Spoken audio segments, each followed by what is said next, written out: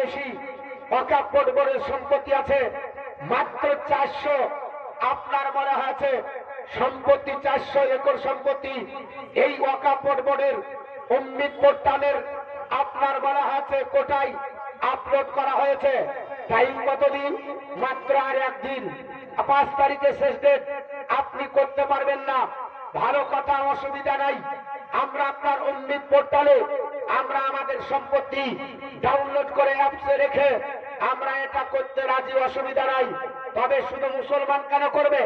দেবত্বদের সম্পত্তি আছে, তাদেরও করা দরকার আছে। খ্রিস্টানদের সম্পত্তি আছে, তাদেরও দরকার আছে।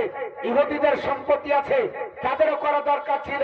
কারো আপনার উম্মিদ পোর্টালে আপনার বলা হয়েছে আপনার রেজিস্ট্রেশন করতে হবে না। করবে কারা? একমাত্র মুসলমান। মার খাবে কারা? একমাত্র মুসলমান। লাঞ্ছিত হবে কারা?